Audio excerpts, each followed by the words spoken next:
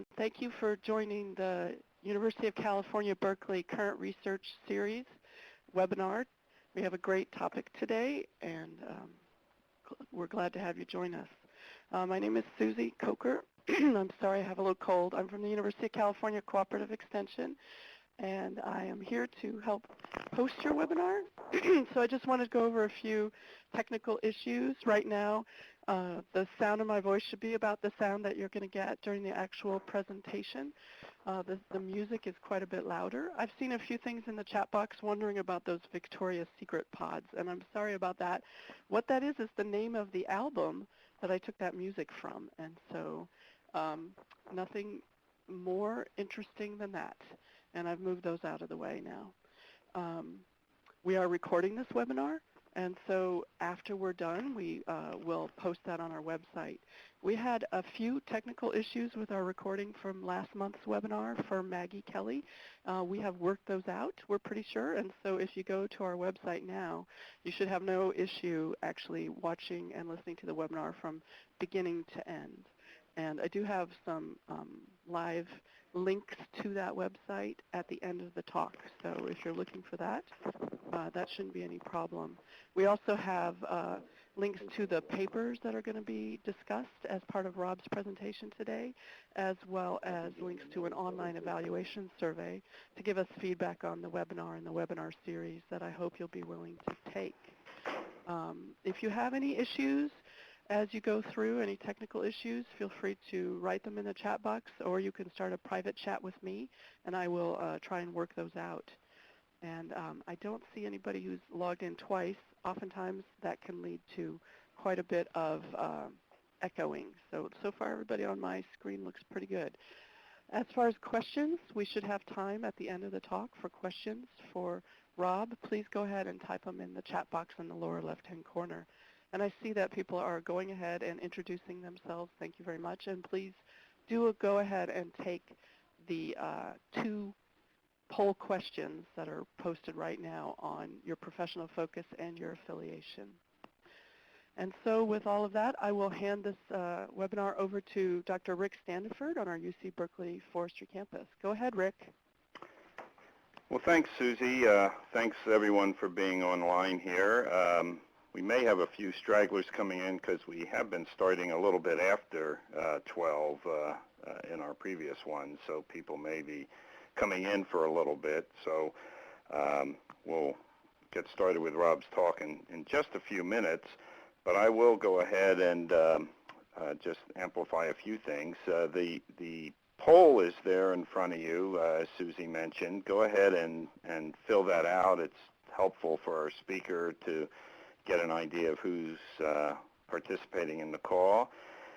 And we've oriented this to forestry folks, and we see we have a preponderance of people, almost 70%, work in forestry professionally, with wildlife biology being the second highest category, wildlife biology and ecology being 8 to 9% each. So variety of different affiliations involved as well, with agencies, conservation organizations, industry, consultants all being represented. So that's terrific. While we're waiting to get started, I did want to just remind everybody of just a few things. That this course has been certified for continuing education credits by both the Society of American Foresters and the International Society of Arboriculture. For SAF credits, it's been certified for Category 1 credit for one unit, and anybody that's hoping to get SAF credits, continuing forestry education credits, all they need to do is just be logged on, and we will automatically send that material into the SAF office, and you'll get credit when you from them. Those of you who are trying to get International Society of Arboriculture credit, you will need to send to Susie Coker, and she's the one that sends all the reminder emails out to you, so just hit a reply to her, send her an email indicating that you'd like to get ISA credit with your license number, and we'll forward that information to the ISA office. While we're on housekeeping details here, I will just mention about our next webinar. The next webinar is still scheduled for May 20th.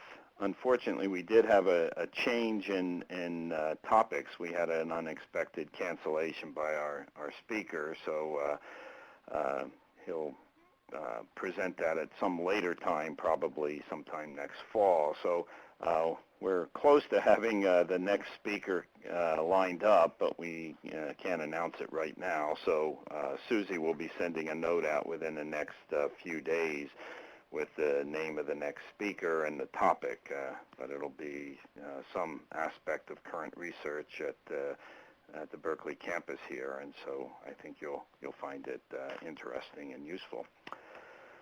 So we're getting close to the next time here, so I will go ahead and I'll introduce our speaker, and we'll be ready to get started.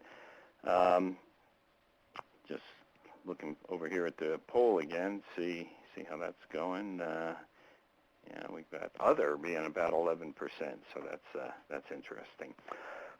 Anyway, our speaker today is Dr. Rob York. Rob is a product of Berkeley here. He has a bachelor's, master's, and PhD from Cal, bachelor's in forestry and MS and PhD in environmental science policy and management. Rob has a couple of titles.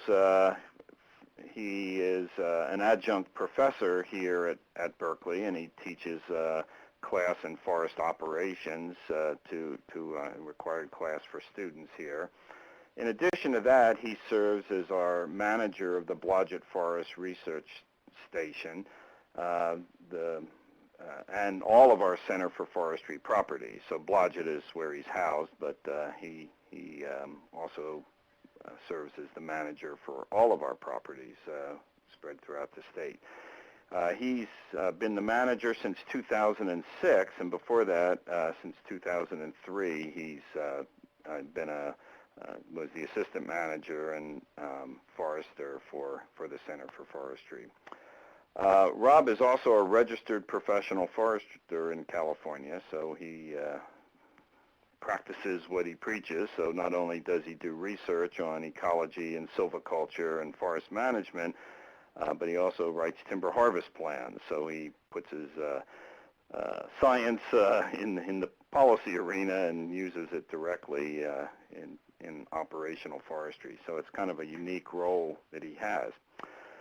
So with that, we're probably good to get started. I'm going to turn it over to Rob, and he'll be speaking. Just a reminder from what Susie said, if you do have any questions, go ahead and type them in the chat feature, and we'll probably, unless something jumps out at us, we'll field those questions at the end. It usually works a little smoother to do it that way. But Rob's topic today is gap-based silviculture and mixed conifer forests, and lots of interest in uneven age silviculture systems and group selection, and this topic will be very pertinent, I think, to a lot of you. And so, Rob, I'm going to turn it over to you, and it's all yours. Okay, thanks a lot, Rick.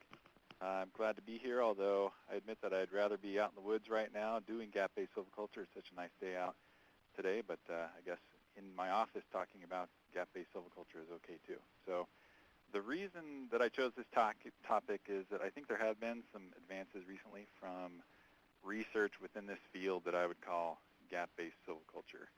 I think there's also been a pretty steady demand over the past 10 years or so by foresters and landowners who want to find new ways to meet some of these new demands that we have for forests. And I think the majority of tools that we have are actually, they've been around for a long time. They can be found in most silviculture textbooks. But I think there are also some new things that we can do to kind of tweak these traditional approaches and also make them specific for the mixed conifer forest. So one thing I do not want to do is present, a recipe for how to manage forests everywhere. But really what I want to do is just share some of the things that I've learned during the the study and application of what I would call gap-based silviculture over the past decade or so, and then maybe it can give you some ideas about how to adjust your management strategies. So I hope there is some relevance here from this webinar for any forester or land manager or other, there's other people on the, as the poll showed.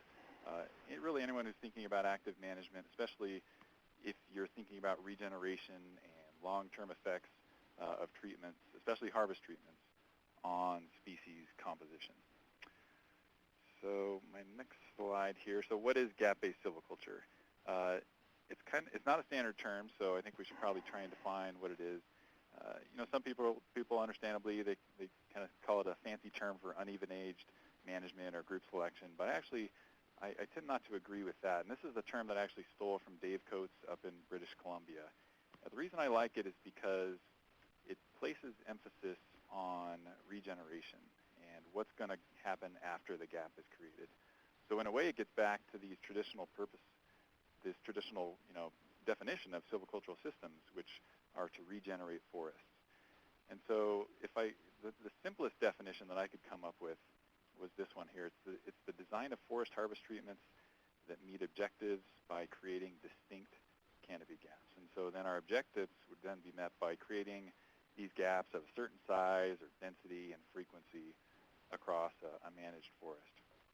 Rob, this is Susie. Can I stop you just for a minute? Could you see if you could speak up a little bit or be closer to your phone? Sure, yeah. Is that better? That's a little better, thanks. Okay, sorry. So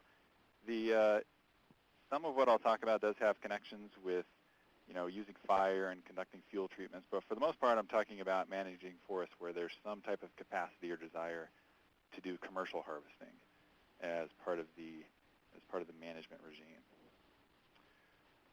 So gap-based silviculture involves creating these distinct canopy gaps, to result in regeneration. So I think we also have to define what a canopy gap is then. And so to me, a gap is not really a certain number of acres, but rather it's defined by the effect it has on future species composition. So to put it in confusing terms, maybe it's a gap to me is something that's big enough but small enough. So it's big enough to regenerate a wide variety of species, including pioneer species like ponderosa pine or light-demanding shrub species. But to me, it's also small enough so that a significant area within that gap is influenced by the surrounding mature forest. Okay, so that term significance that I use, it's of course subjective, but I think it's actually good in this context of gap-based silviculture that it's subjective, because it's really subjective to the objectives that you might have. So, for example, I tend to think that if less than about 25% of the gap area is influenced by that surrounding canopy, that edge effect area, which I'll talk about later, then to me you're getting into a size range that might be a little beyond what I would consider as a canopy gap. So, and I'll give some examples later about how that upper range of a canopy gap size might be pegged in some later slides. So to put it in some forest ecology terms, a canopy gap, I think, is an area that has a very steep gradient and resource availability so that a diverse number of species can exist. So that's your forest ecology definition. And then to put it in maybe more simple terms here, to me it's all about these sweet spots that occur out in the forest. In terms of regeneration, these are sweet spots of resource availability. So this graph here, I'm going to use the pointer arrow, I'll try to. So this graph shows how light changes as we go across a canopy gap from the north edge and then to the center and then to the south edge. And the hollow circles there are for slightly larger gaps, and the darker circles are for smaller gaps. And so, we see the basic pattern here as we go from north to south is similar between the bigger and smaller gaps, but the magnitude of the amount of light available is different. And over here on the y-axis, this is light availability. I'm going to talk about this quite a bit. This is a measure of light where, of the light that hits the canopy, this is the amount of that light, or the percent of that light that actually hits the forest floor. So I'll use that measure of light quite a bit during this talk. So so there's certainly these resource availability sweet spots, these light availability sweet spots. I also want us to keep in mind that in the mixed conifer forest, where we have this Mediterranean climate, what's going on underground, I think, is just as important, if not more important in some cases. So a gap is not just this above ground, sweet spot light availability. It's also about resource availability, water and nutrients underground. Okay, so these are some light availability and water stress graphs from gaps that are 3 years old, so after gap creation. And you can see the light availability graph on the top.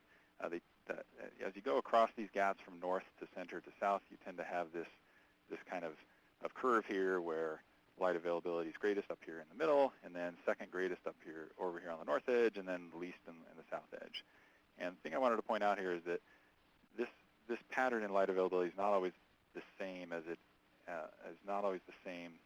terms of the pattern in water availability. So the bottom graph shows water potential measured from seedlings. So this is a measure of moisture stress. The lower we go on this graph, so these numbers down here, these would indicate a higher degree of moisture stress on seedlings. What we tend to find is this gradient where there's a lot of competition for water on the edges of these gaps, and so that growing environment is worse in terms of water availability. But it's this even type of pattern as we go from north to center to south, and that's different than the pattern in light availability. And it's also, it's different in terms of the effect on different species. This top curve here is giant sequoia, where it just gets hammered on the south edge because it's this issue of co-limitation between light and water. So my point here is just that both the above and below ground gaps are important, and it's complex when it comes to understanding the effects on different species. Okay, so there are these related terms and definitions related to what I'm talking about. Some prefer to think of gaps as having some specific ratio of tree height to gap diameter. Actually, I think the better way to, or the more standard way to think about that's actually ratio of gap diameter to canopy height. But anyway, thinking about how tall the canopy is and how that relates to opening size, that's a reasonable way to think about it. I think it's limited though because it just invokes this concept of light being limiting. So it's a bit limiting in that regard. And then of course there's regulations that define the size of harvest areas for group selection and single tree selection. But what I'm going to talk about is actually, it tends to either cover both, group selection and single tree selection, or it can be a hybrid between both of these things. So I actually prefer not to call it either one of these. That's one reason why I like gap-based silviculture as a term. And then there's these other things that you can find in silviculture textbooks, irregular shelterwood, group shelterwood. That's actually pretty similar to what I mean when I say gap-based silviculture as well.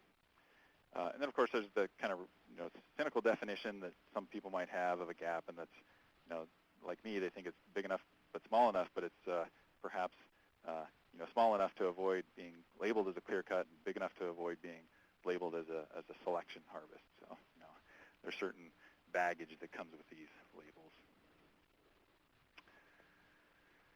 Okay, and to give you a visual idea of what I'm talking about, one final way to think about it is just in terms of the structural complexity that occurs at the stand scale.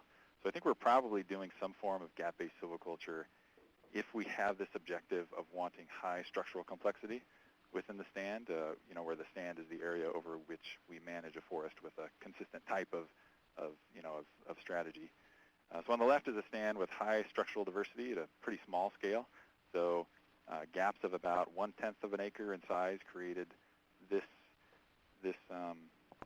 over here, this kind of structure. There are 3 distinct cohorts in this case on the left. And then on the right is an overhead view of a stand with more distinct cohorts. And these are derived from harvests that created gaps of about 1 acre in size. So there are actually 10 different cohorts in this picture. This is an area that covers about 300 acres. Okay, and I think there might be some philosophical reasons. Maybe there's quite a few philosophical reasons for why you might want to do this. there's a couple that stand out in my mind. One is this reality that, with the uncertain future and uncertain future in terms of climate, we really don't know which regeneration method will work best. And so, to me, this is a way that you can diversify a forest structure so that we can represent at least this type of structure that it gives us to have among many others that might be appropriate in the future. So basically, it could be a part of a hedge bedding strategy when it comes to active adaptive management. The second is this idea of being informed or guided by a natural disturbance regime. And I like to think that we might be entering a post-restoration era of forest management. What I mean by that is that not necessarily using structures that were reconstructed from the past as our targets for what we want, but rather thinking about what our objectives are and then using what I would call the modern disturbance regime and trying to use that as a guide. And so this is an example here from a paper that Brandon Collins and Scott Stevens wrote. It describes the patch size and frequency that came from an area where fire was not suppressed over the past 30 years. It's from high elevation mixed conifer forest. But what they found here was that there were quite a few of these gap sizes. So the fires occurred just naturally over 30 years, and then they measured gap sizes and the frequency of gap sizes at which they occurred over the landscape. And so there's quite a few here in this range that I'm talking about: 1 acre, 2 acres, less than 1 acre. There's certainly a lot of area that are covered by larger gap sizes, these over here. But in terms of the number that occurred, there's quite a few over here. So one could look at this and say, okay, this is what a quote-unquote natural fire regime developed, and so maybe I want to use that as a guide for what I want silviculturally and have that as a reason for wanting to do some form of gap-based silviculture. Okay, and then of course, those are some philosophical reasons that are kind of, vague perhaps and hard to wrap your mind around, but I think there's some definite practical reasons as well. One might be to reverse the great furification that has occurred over during the 20th century due to fire suppression. That furification, I like to think that I coined that term. I haven't heard anyone else use it, but someone else probably has used it. So anyway, I think there are ways that we can address the furification issue. And secondly, this is very practical. I think many people see it as a compromise between even age and uneven age management. We're never going to meet all these goals with one silvicultural system, but I think this is one that can be fairly flexible when it comes to meeting diverse goals. Okay, so moving on to how we might actually do gap-based silviculture. I think what we want to do is have the ecological process of gap dynamics really guide our decisions when it comes to how we think silviculturally about this. And so, with gap dynamics in ecology, you can think of it as the 3 R's. And actually, I admit I pigeonhole these terms so that they would start with the letter R. It seems pretty hip these days to use R words like resilience and realignment. So I try to do the same thing here, use R words. It's like we've become a bunch of pirates or something. But anyway, I think you can break down gap dynamics into these categories, which then can help you kind of simplify the treatment decisions that might occur over time. So I'm going to go through these one at a time here. So first of all, regeneration.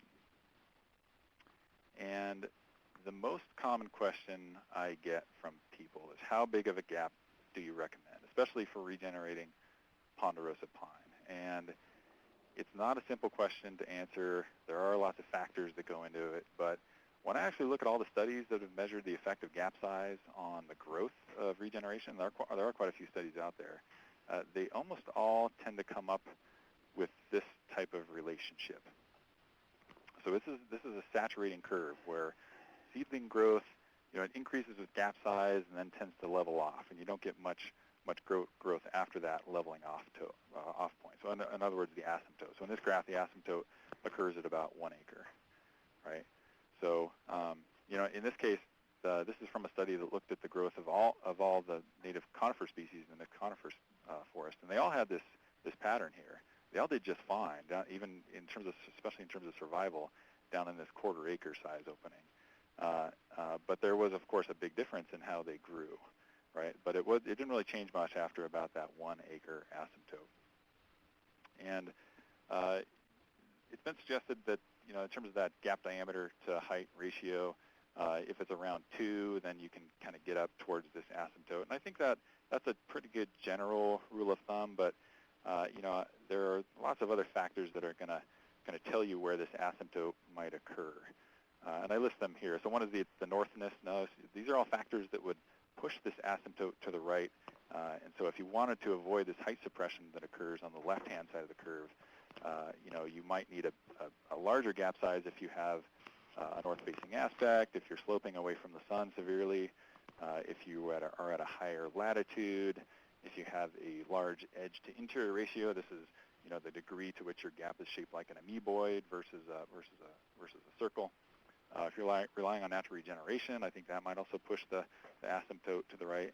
And the low site productivity, I don't know of any studies that have really taken a good look at this, but my guess would be that a lower site would, so this curve here is from a moderately high productivity site, but if it was from a low site, I would expect that would also push the asymptote to the right because of the importance of competition for underground resources.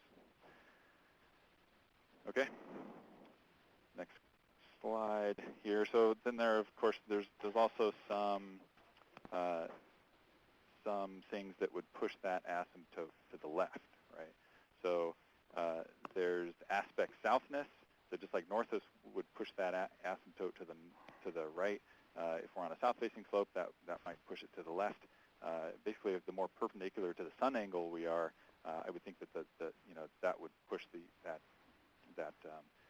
asymptote of gap size to the left. And then if we thin the edge at the same time that we create that gap, then that's another thing, a very important thing actually, that would push that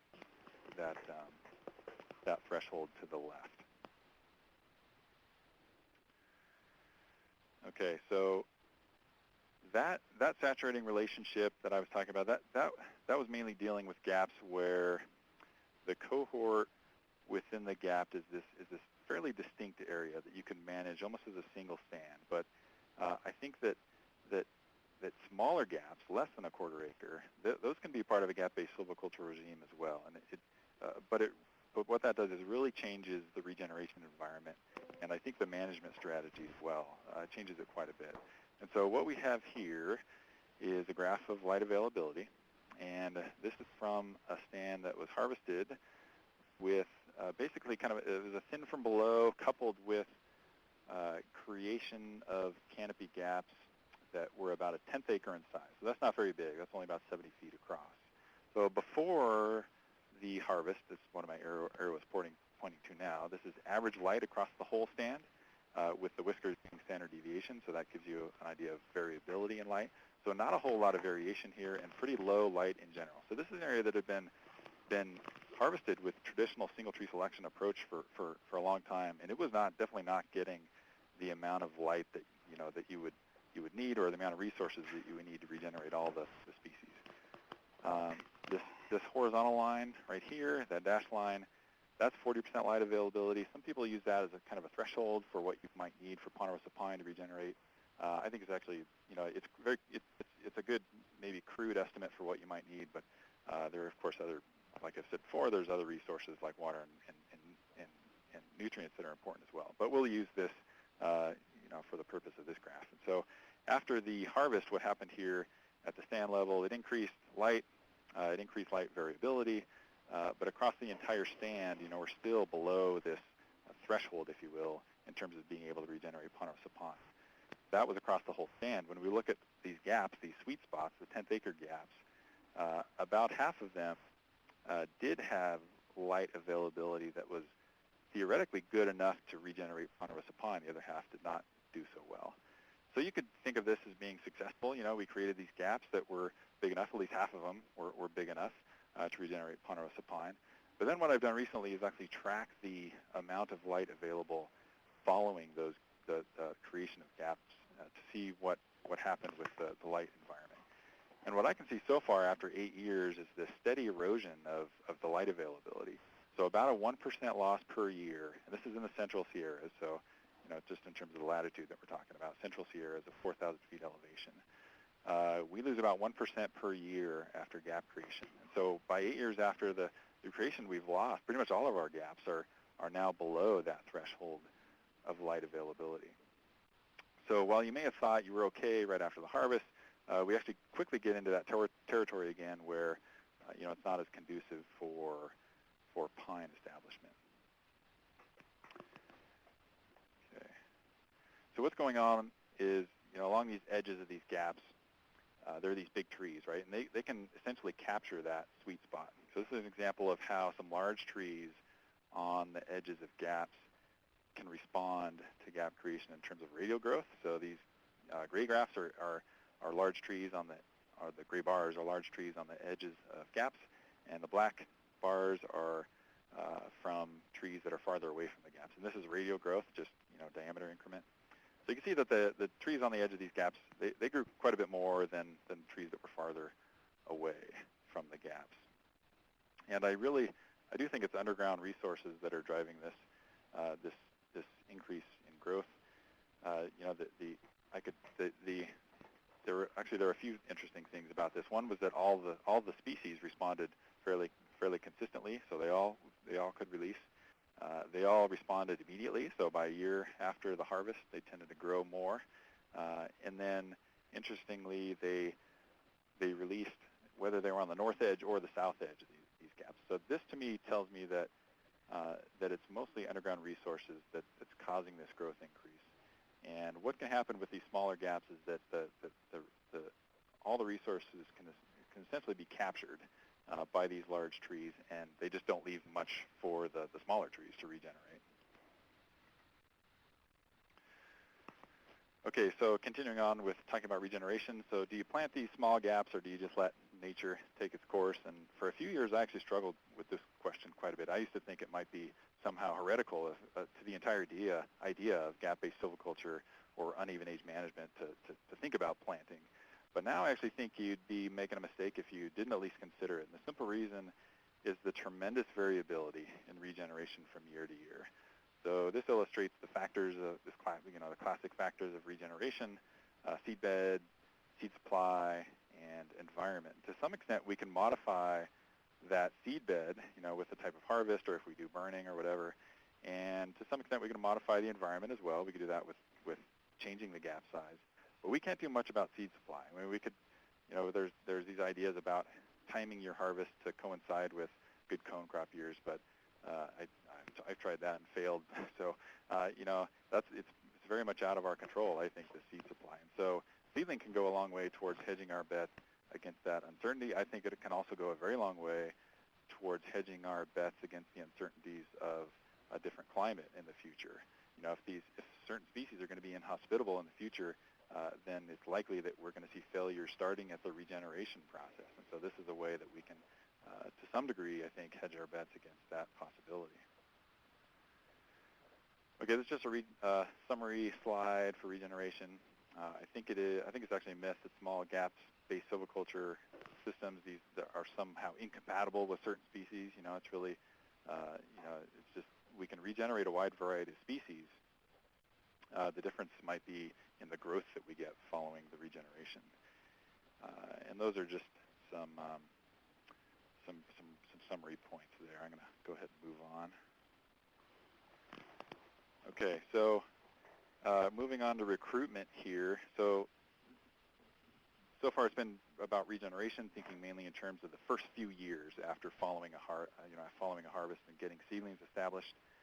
So the next step would be to think about recruitment within this gap environment. So these diagrams on top show the edge effect area within gaps that range in size between 1/4 acre and 2.5 acres. So edge, in this case, I defined it as being anywhere where there's a 20% reduction in growth compared to trees closer to the center. So the black is the edge area, and the orange is that core area where we're not seeing much edge effect.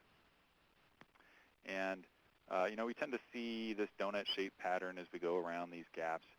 It's deeper on the south sides and more shallow on the north sides. We tend to see very different responses from the different species in terms of their sensitivity to the edge environment, but they all grow. They all still grow more in that center area compared to the edge area. It's just different in terms of their sensitivity. So this is a height growth after 5 years. You see giant sequoia is tremendously sensitive to that edge environment. Not so much with Doug fir or white fir, but there still is a definite edge effect there going on. Okay, so in terms of recruiting within gaps, getting back to that, I think if we're focusing over here with these larger gaps, and that's the kind of regime that we want to have, then recruiting within gaps really it comes down to what we already know about even-aged management and what we can do in even-aged stands to meet our objectives. Because most of these areas are covered by this core area where resources or resource availability tends to be high. And when we get over here in this smaller size range, that's where I think where it changes a lot in terms of recruiting within gaps. That's where we stop thinking so much about what's going on in this orange area and start thinking about this edge effect area and managing that edge effect area more. So if we're in that orange area, now it's become a gray area down here, but if we're in this, we have larger gap sizes and we're focusing on these cohorts within these gaps, I think, in terms of density management, like I said before, it's really, it's what we already know about even-age stands, what we already know about density management, because it's this area where we're focusing on intersapling competition. This area here, not so much on this edge area where it's all about the sapling and tree competition. I will note here from experience that I've measured about a 15% loss of efficiency, so just operational efficiency when it comes to doing cultural treatments, when we have lots of small gaps versus a large plantation. It's just a simple, the reason it's just a simple matter of having more travel time, having to move equipment and people around more, and so that's significant. That's 15%. So it's certainly something that a lot of people would consider. Okay, so recruiting within the gaps, kind of looking further down the road as they get older. The way I kind of think about it is that as they get older, they become part of the mature forest that surrounds them. And again, it depends on how you want to treat that mature forest in terms of how you're going to treat the vegetation within the gap. This is a 30-year-old gap that'll be ready for commercial thinning. The next time that gaps are created in this area, this will be thinned at the same time with a commercial thin. So the operational environment, very similar to a larger plantation, I think, is just on a smaller scale. We've also been able to prescribe burn through these gaps as they've gotten older. Even when they're fairly young, we've been able to burn through them. Just yesterday, I did an understory burn through one of these gaps that was only 13 years old. I killed some of the trees. I was able to not kill all the trees, though. Okay, so this is an interesting question, I think. Is there an ideal gap size that can naturally limit shrub growth? This is something I've thought about for a while. The idea is that we can maybe, if we find the perfect gap size and we control growing space just perfectly, maybe we can inhibit shrub growth while at the same time recruiting trees up in the canopy.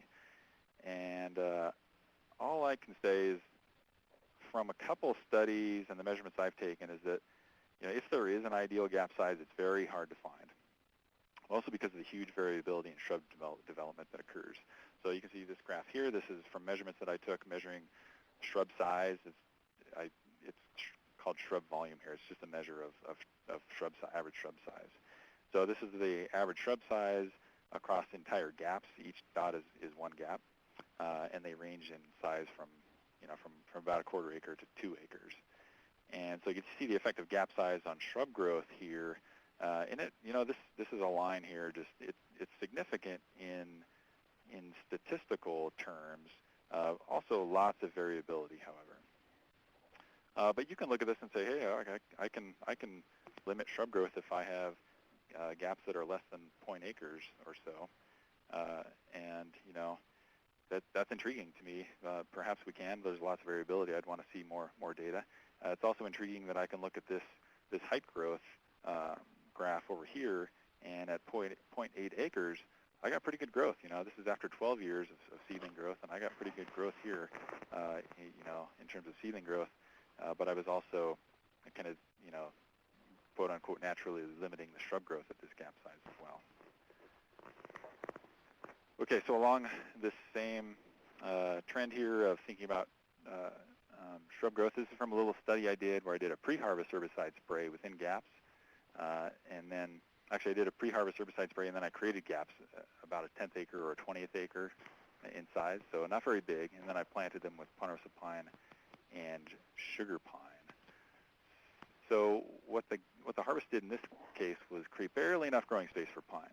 And the effect of shrub removal was actually to increase pine growth in terms of diameter growth, that's right here, but it didn't increase it a whole lot. The gray bar is seedling growth, that's diameter growth, and the black, that's with the pre-harvest spray, so it's shrub removal, and then the black bar is without shrub removal. And there's a little bit difference here, and it's significant in terms of, in statistical terms, but it's just not the difference isn't very big. It's certainly not as big as what we see in even age stands when we do a similar type of study. And when we look at height growth, the difference isn't much at all, and not significant in silvicultural terms. So, I think, what this suggests is that after 2 years, you can get, within shrub, even in these smaller gaps, shrub competition is important. And it is a marginal environment in terms of these seedlings being able to recruit, and it might be important for actually getting recruitment up into the canopy. But the actual difference that we would get from controlling vegetation, it's not a huge difference as far as I can tell when you're operating within this small gap environment. Okay, so recruiting within gaps, I said that these small gaps are marginal for pine regeneration, and you might think that, okay, maybe we can just cut out the smaller trees around the gaps, these submergeable trees. And that's something I've tried, removal of mid-story trees, surrounding these gaps that have pretty low light availability to begin with. And that really does very little as far as I can tell. I've done this quite a bit now, trying to remove the smaller trees in the context of, doing perhaps a biomass harvest.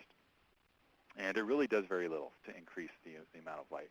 It might do more, in terms of water and nutrient availability. I haven't seen that measured, but certainly in terms of light availability, it doesn't change much. In this case, these are two photos. One was before a removal of submergible trees. One was after. And very little difference. You can see where the trees were removed around here, but in terms of the canopy influencing the lighter environment at the understory, it just really doesn't make much of a difference at all. Okay, recruitment summary. Again, I think I'm going to just skip through this and move on to the release of gap edges. So I've talked about regeneration, I've talked about recruitment, and the third R is the removal of gap edges. So, actually maybe gap expansion or edge disturbance would have been a little bit better, but those terms don't start with the letter R, so I'm sticking with removal or release here. So I think I'd classify the removal strategy to two different and distinct approaches. One if you're talking about the larger gaps, and one if you're talking about the smaller gaps. So first, with respect to the large gap expansion, what I want to show you here is a demonstration of what I would call a Femmelschlag approach, so to use a technical silvicultural term. Actually, was a semi-Femmelschlag approach because a Femmelschlag approach would release the edge of gaps going all the way around them. And in this case, I'm going to demonstrate a harvest that released the edges just on one side or the other. So one interesting thing here to note is this image. So these are gaps that were created. They range in size between 1/4 acre and 2.5 acres. And the image is from about solar noon as far as I can tell. And you can see this is a 1/4 acre gap here. You can see the shade effect on the south edge. And so, this is a small gap by a lot of people's standards, but it's still, we got pretty good light. We have direct light, even at solar noon anyway. We have direct light hitting the center of that gap there. So I'm going to move forward in time now to an image 13 years after gap creation. So you want to look at the white circles here, not the other circles. And we can see they've greened up nicely. And now this is an image from the morning time. And we can look at the same gap down here. This is a 1/4 acre in size. And now in the morning, the complete thing is covered with shade, right? So while in the larger gap sizes, we have direct sunlight even in the morning time, but it's completely covered in shade in the smaller gaps. So the next picture will be from the post-semi-Filmelschlag. So what we wanted to do here was release trees along these edges that weren't growing nearly as well compared to the trees in the centers. So get ready for the post-harvest image. There it is. So it's semi-Filmelschlag because these new harvests, they don't go all the way around. They're just on one side. I'm trying to draw right now, and I don't know if it's working, but anyway, what we did here was just remove trees on one side or the other, and this is a project looking at the effect of this removal on the growth of these trees on the edges of them. The interesting thing so far that I can tell here is that on the south edges, before this harvest, light availability was very low. It was 12%. And then after the harvest, it increased to 87%. So it's a huge, obviously a huge increase in resources. On the north edge, it actually, the light was coming in from the south, and so the light availability to begin with was a little bit better, 22%, and then it only went up to 41%. So, the amount of light actually flip-flopped between being better on the south side versus north side after the harvest. Okay, so that's what I would call, expansion in towards the larger end of gaps. When we're dealing with small gap expansion, where most of the area is influenced by the surrounding mature forest, it's quite a bit of a different story. So remember, the reason why it's important to expand these gaps is because of the loss of growing space after the gaps are created. The larger trees can essentially capture that growing space. So the idea with gap expansion is that we expand that growing space and therefore increase the likelihood of recruitment of the seedlings that are within the gap. So what we're essentially doing is just bumping up the resource availability above this threshold. Okay, so I've tried this. I haven't done a whole lot of work, and I don't know if many people who have actually experimentally tested this small gap expansion idea. But this is from one study, and I think there's actually pretty good information available right now from shelterwood removal studies that vary the amount of shelterwood density. But anyway, this is from a small study that I've started where this was a gap that was about a 1/10 acre in size. It didn't have a whole lot of light after the harvest. And so then 10 years after the initial gap creation, I went around and removed all of the edge trees going around the edges of these gaps. And this is a commercial harvest that did this. And that increased the amount of light from 30% to 48% on average. This was replicated over many gaps. And so, I think that's what it takes. It takes this expansion. When you're working in that realm of small gap size, if you want to regenerate a wide diversity of species, I think it means having to expand these gaps eventually. Okay. So I'm just going to, again, this is just a summary slide that I'm going to skip past.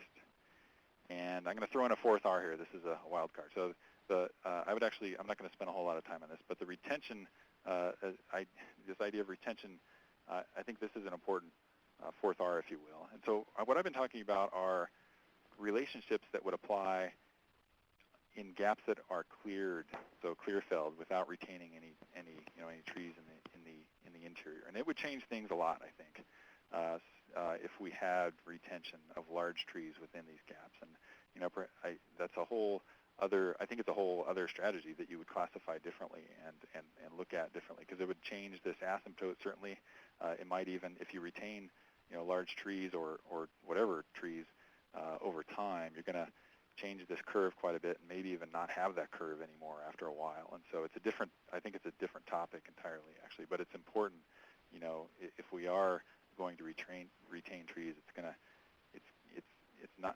to mean that these patterns that I've talked about aren't necessarily going to apply. Okay, I'm getting close to the end here. This is just a paper that came out recently. I think, for those of you who are interested in this kind of thing, this is a case study for using gap-based silviculture to regenerate pine species and also to reduce surface fuels at the same time. This is just an example, of how it could be done. And then there's also another paper that Susie's going to post that's more kind of in the realm of group selection that'll be available to you as well. All right, conclusions here. Gap-based silviculture, I think it is more than just a fancy term for selection. I think for me, it helps if I can break the planning process down into these different aspects of gap dynamics, this idea of gap creation, regeneration, and then recruitment and release. And then, our approach silviculturally, I think, depends largely on this gap size that we want. If it's larger gaps, I think we're worrying about what's going on here. We're thinking about competition between this new cohort of seedlings. And then if it's smaller gaps where the edge environment's dominating the gap area, then we're thinking more about this competition between the big trees and the small trees. One final way to think about it is this kind of treatment gradient, what you might do, whether you were operating on the smaller gap size or the larger gap size range of things. Again, towards the smaller gap size, we're thinking about the edge environment more. And then towards the larger gap size, it's more about these things that we already know in terms of even age management and the effects of those treatments on structure. And I think these things in the middle, I would consider doing them whether we have small gaps or large gaps. Planting, hazard reduction, area regulation, those are all concepts or things that I think are certainly useful when it comes to doing gap-based silviculture. Okay, that's the end. I was definitely not paying attention to the chat, so if there were questions now, I'm going to turn this back to Rick. Yeah, well, thanks, Rob. That was real good. Susie will bring the questions into the screen so everybody can see them, and I'll just kind of move through these in the order they came. Phil from up in northeastern California, one of your early slides, you talked about gaps larger than 0.4 acres. So how big were those gaps that you were referring to? Some of the larger ones. I had a graph in there that I was trying to switch to it real quick. I don't think I can. So I had a graph in there that broke out gaps larger than 0.4 acres and less than 0.4 acres. So the larger ones were from 0.4 to 2.5 acres, and the smaller gaps were between 1/4 of an acre and 0.4 acres. Okay, good. And then also towards the beginning, you had the graph of light and water availability curves, and Rich asked if what the integration period was. Was that over the course of a year, or during the growing season, or what was that? What were those integrated over? Yeah, so light was measured with hemispherical photography, which can integrate over one growing season. So it limits that. The measurement it integrates over a pretty wide range, that being the entire growing season. Water availability, now that was a little different. That was measured with a pressure bomb measuring xylem water potential. That was done during July, I think it was early July, maybe mid-July, during a time of the year when it wasn't going to be completely dry. The trees were still growing, and so they were still, the water depletion in the soil was enough so that we could see that moisture gradient occurring across the gap. Okay. Yeah, when you talked about Douglas fir, which subspecies were you referring to? Variety Menziesii or Glauca on the slide about gap sizes? Menziesii, I believe, the one that occurs on the western slopes of the or the Sierra Nevada. I think that's Menziesii, right? That's my understanding. Hopefully that answers your question there, Robin. Holler if that doesn't, but it's west side Sierra Nevada, central Sierra. Fred, hi Fred, asked the question, what other management techniques or goals do you see in the edge area? Do you see some other opportunities in those edge areas?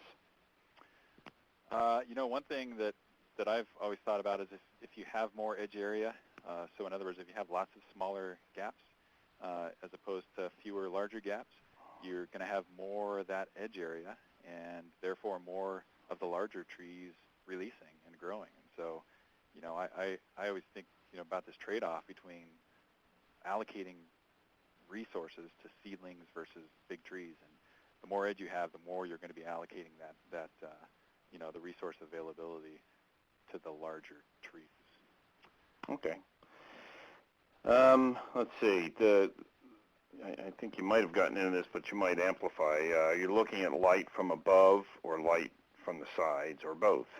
Yeah, so that's a good question. I should have explained the measure of light availability a little bit more. This is with a fisheye. All the light stuff I talked about was measured with a fisheye lens with a hemispherical photography. So it integrates over time, like I talked about earlier. It integrates over space and with respect to getting a 360-degree view of the sky. And then what I do is just model where the sun is throughout the growing season. And so, canopy cover to the south of a seedling is, worth more in terms of blocking more light than it is to the north of a seedling. Okay. Yeah, Nick Kent asked a similar question about light availability, and I think you just answered that with your methodology for measuring it. So, so we'll just. Matthew asked the question for shrub control: were the gaps naturally regenerated, or planted, or a mix of both? Yeah, that little. Well, there were two separate studies I talked about. They both planted. Actually, no. Yeah. So he asked the question about the herbicide treatment. So yeah, in that case, it was planted following, because I wanted to get ponderosa pine and sugar pine in there. That was mainly what I was interested in. So those were just planted in that case. Typically, though, I've tended to rely on, just my own experiences, that I've tended to rely on natural regeneration. I haven't always been pleased with the results, however, because of that variability that I talked about. And so I'm shifting more towards planting these gaps when I can. Okay. Brent asked the question, you implied shrub treatment's not that important in gaps. What about planting old gaps with existing shrub coverage? And yeah, that's a good question. That's a good question, yeah. Yeah, I don't know of anyone who's done it experimentally. My guess would be, though, is that by the time shrubs are established in there, they've really gotten a foothold in terms of occupying the resources there. I mean, I suppose it's better than relying on natural regeneration alone, but I wouldn't give the seedlings much of a chance, depending on the type of shrubs and how competitive they are.